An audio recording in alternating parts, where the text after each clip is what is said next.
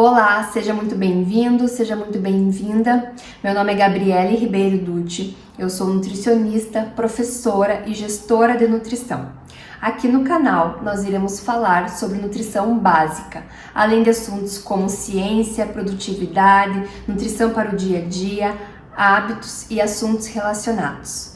Isso tudo de uma forma muito fácil de entender. Então, se você tem interesse em algum desses assuntos, se inscreve no canal, ative as notificações clicando no sininho e toda vez que eu postar um vídeo novo, você receberá um alerta.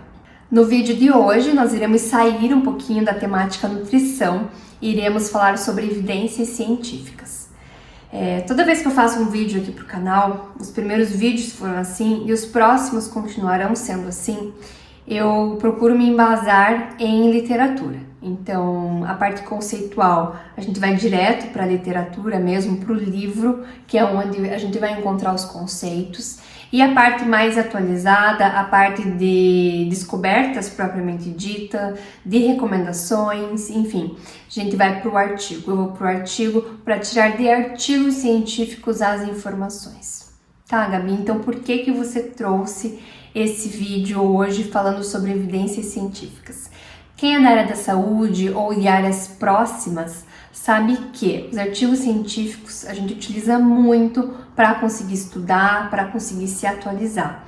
E a principal dificuldade na hora que você pega um artigo científico é entender, aquele artigo científico, ele me atende?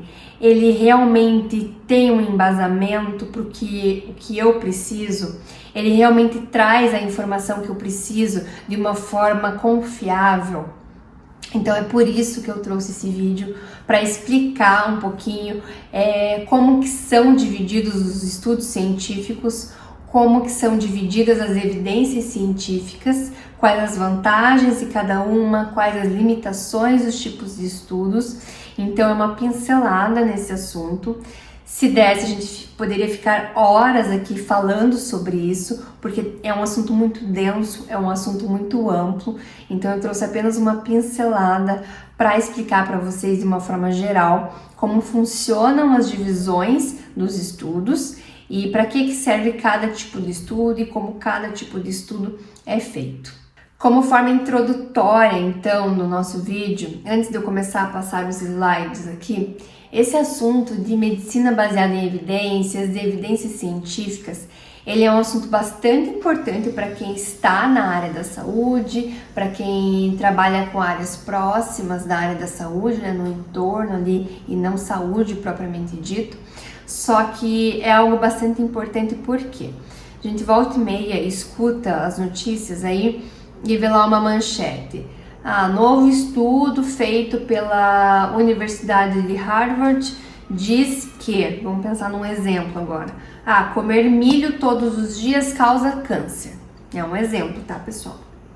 Então a gente vê essa manchete, olha, para quem não sabe muito, assim, para os leigos principalmente, e para as pessoas que são da área da saúde e não entendem de metodologia científica, a gente olha e diz, realmente, milho causa câncer. Então, comer milho todos os dias causa câncer. Eu vou pro consultório, eu vou para um atendimento e falo, não vai comer mais milho. Eu falo pro meu paciente, não vou pôr milho no teu plano alimentar porque ele causa câncer. Isso é uma forma muito superficial da gente ver as informações, da gente interpretar as informações. Então, por isso que eu trouxe esse assunto, pra gente conseguir ver que a gente tem uma pirâmide científica, que é essa pirâmide aqui, e essa pirâmide ela serve justamente para nos mostrar como que funcionam as divisões dos tipos de estudos. Então, como qualquer pirâmide, eu vou ter uma base e depois eu vou ter os outros níveis. Quer dizer que quem está na base não serve para nada? Não, porque justamente a base é o que vai dar firmeza para os próximos andares, para os próximos tipos de estudos. Então, sem a base, eu não consigo ter os próximos níveis, né? Então eu tenho que ter a base, só que a base, ela tem estudos que servem para uma coisa. No topo, eu tenho estudos que servem para outra coisa. Então é isso que eu vim trazer hoje para vocês nesse vídeo e eu espero que vocês gostem e entendam assim o conteúdo de uma forma muito superficial e vão atrás de informações mais profundas, mais aprofundadas, que com certeza é um assunto que vale muito a pena de ser estudado.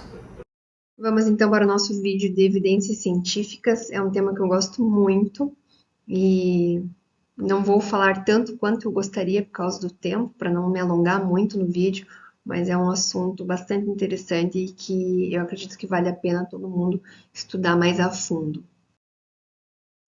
Evidências científicas, então, como todo assunto, é muito bacana a gente entender o conceito daquilo que nós estamos estudando para ter uma maior clareza sobre aquilo.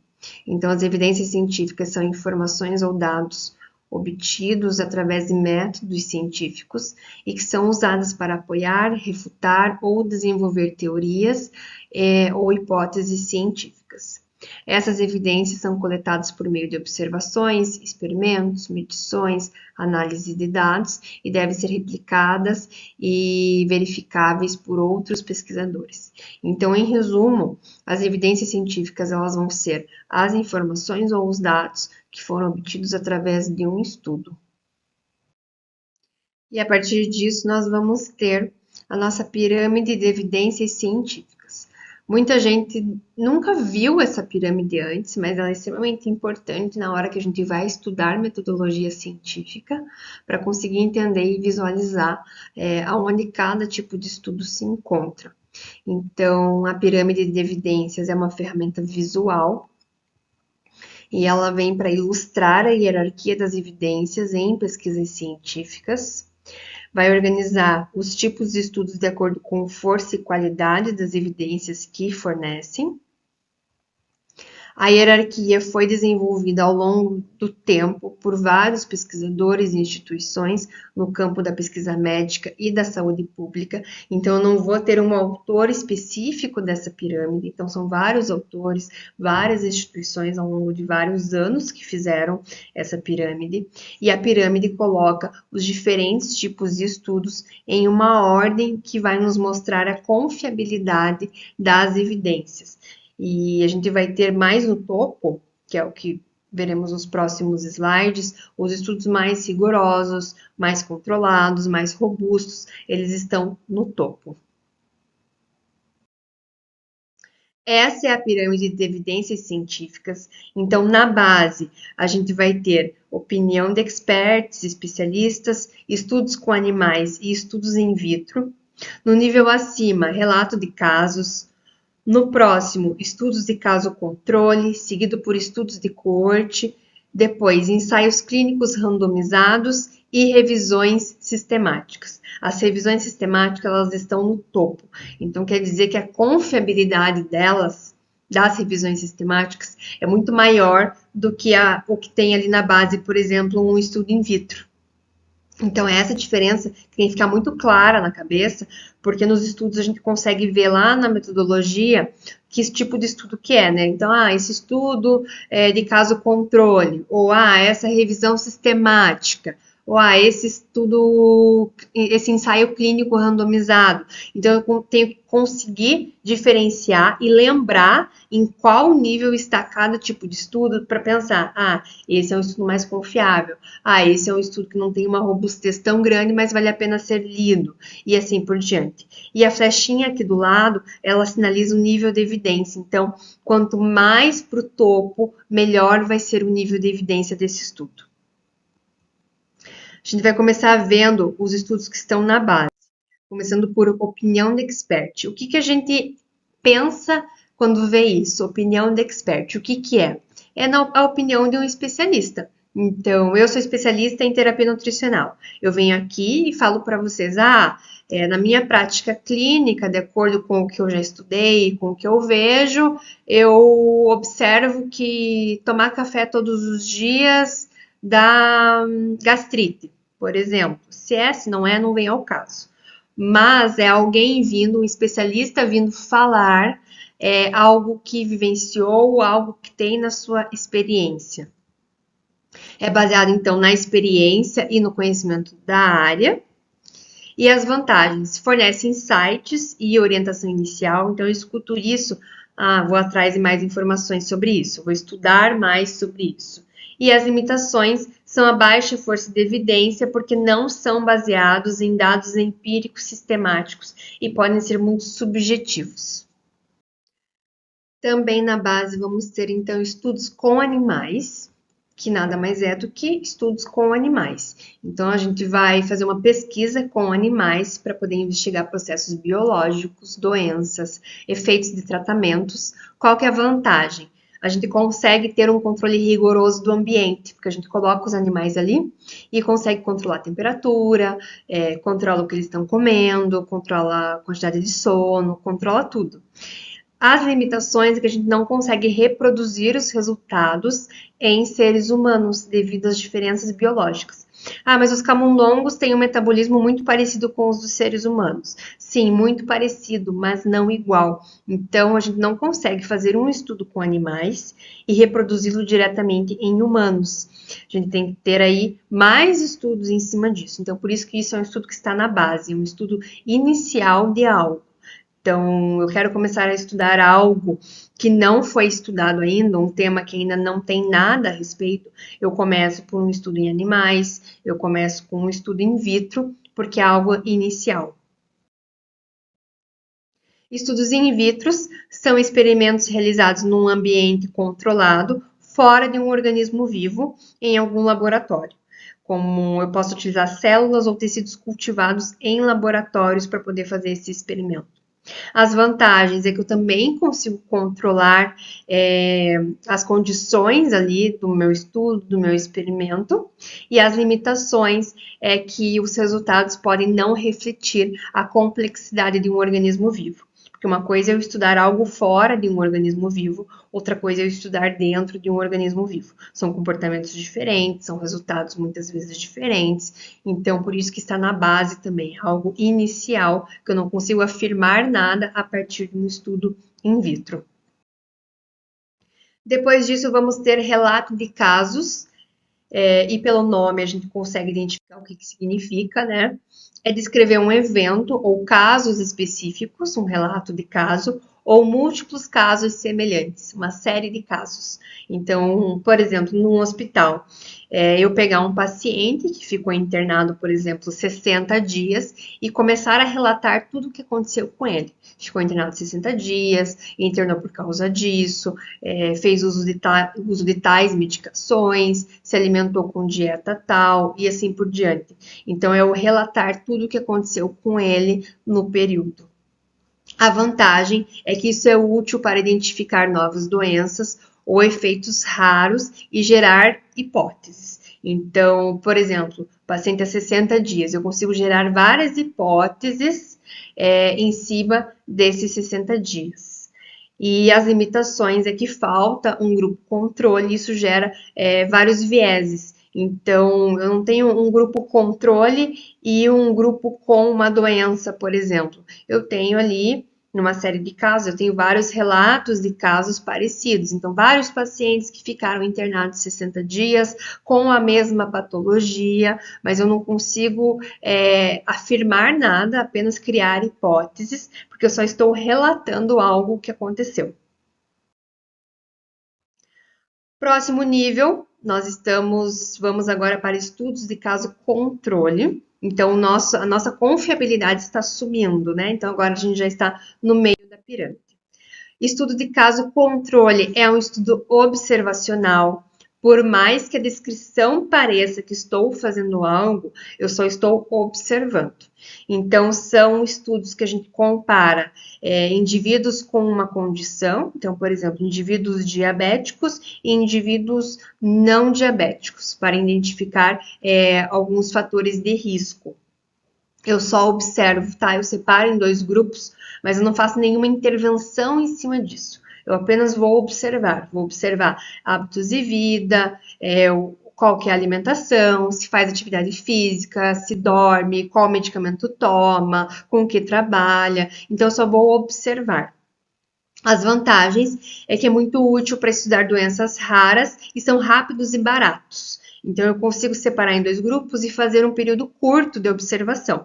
E as limitações é que são suscetíveis a vieses de seleção e memória, e é difícil de estabelecer uma causalidade direta. Isso é muito importante. Um estudo observacional, eu não consigo estabelecer uma causa. Então, aconteceu X, a causa foi Y. Eu não consigo. Se eu não fizer uma intervenção, se não for um estudo com intervenção, eu não consigo dar causalidade, eu não consigo estabelecer causalidade direta ao que eu estou observando. O próximo nível, estudos de coorte. Então, a gente já vai para um nível que tem uma confiabilidade maior ainda do que os anteriores.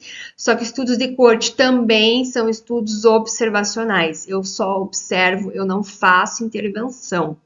São estudos que acompanham um grupo de indivíduos ao longo de um tempo para observar desenvolvimento de desfechos. Então, eu vou pegar um grupo, por exemplo, que teve Covid, vamos pensar nisso, um grupo que teve Covid e observo ele ao passar de 10 anos, o que aconteceu com ele. É um tipo de estudo que tem maior confiabilidade, mas mesmo assim eu não faço nenhuma intervenção, eu só observo o que está acontecendo com aquele grupo de indivíduos. Então, a vantagem é que permite observar relações temporais e inferir uma causalidade com maior confiança. E as limitações é que pode ser muito caro e eu posso perder muito tempo com isso. Então, são estudos, os estudos de coorte são estudos que precisam de tempo de observação. Não consigo fazer apenas de um dia, por exemplo. Tenho que ter um tempo para observar esse grupo. Agora a gente vai partir para os dois últimos níveis da pirâmide, que são o topo, né? Então, são os estudos que são robustos, são os estudos que nos trazem causalidade com uma maior confiabilidade. Então, eu consigo ter uma causa a partir desse tipo de estudos. Então, o próximo é ensaios clínicos randomizados, são estudos experimentais, onde os participantes são aleatoriamente designados para grupos que recebem diferentes intervenções. Então, como que funciona um ensaio clínico randomizado? Esse é o padrão ouro dos estudos, porque a partir dele a gente vai conseguir ter a causalidade das coisas. Então, por exemplo, eu pego 2 grupos e um grupo eu dou um tipo de alimentação e o outro grupo é o grupo placebo que não vai receber essa alimentação. Então, para um grupo eu vou dar um suplemento hiperproteico e para o outro grupo eu não vou dar nada. E qual que é a vantagem? Além de ser o padrão ouro, vai minimizar vieses e permite comparações diretas dos efeitos das intervenções. Então, estou fazendo uma intervenção num grupo e no outro eu não faço uma intervenção. Então, eu consigo observar num grupo o que aconteceu e que não aconteceu no grupo que não teve a intervenção. As limitações é porque eles podem ser caros e demorados, e a generalização dos resultados pode ser limitada. Então, é um padrão ouro de estudo, mas ainda assim ele tem limitações. Mas em nível de confiabilidade, ele é muito mais confiável do que os que estão abaixo. E ele nos gera uma causa. Então, se eu observar um comportamento, um resultado diferente no grupo que recebeu o suplemento hiperproteico, por exemplo, a causa foi ter recebido o suplemento hiperproteico. E o contrário também. E depois disso, nós vamos ter as revisões sistemáticas, que é o topo da pirâmide. Revisões sistemáticas, o que eu vou fazer? Eu vou compilar e analisar criticamente o resultado de vários estudos sobre uma questão específica, seguindo uma metodologia rigorosa. Então, vocês conseguem entender que revisão sistemática está no topo, porque eu já tenho que ter estudado muito bem um assunto para conseguir ter vários artigos para poder fazer uma revisão desses artigos todos. Então, por isso que está no topo. A vantagem é que fornece uma visão abrangente e confiável da evidência disponível e aumenta a precisão das estimativas. E as limitações, a qualidade da revisão depende da qualidade de estudos incluídos e pode ser demorada para realizar. Então, não adianta eu fazer uma revisão sistemática e colocar só estudo in vitro nessa revisão sistemática. É uma revisão sistemática?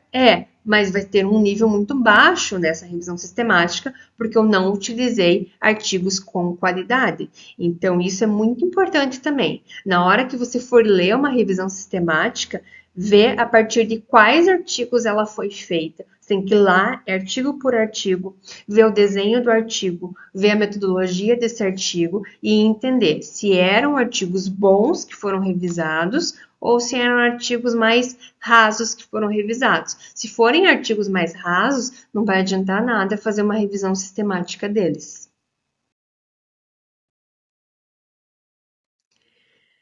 Então, depois disso tudo, um apanhado geral, o que nós temos? Temos a pirâmide, a base da pirâmide, que vai incluir estudos de caso e relatos de experiência, são úteis para gerar hipóteses iniciais, mas têm limitações significativas em termos de generalização. Então, acaba generalizando muito as coisas.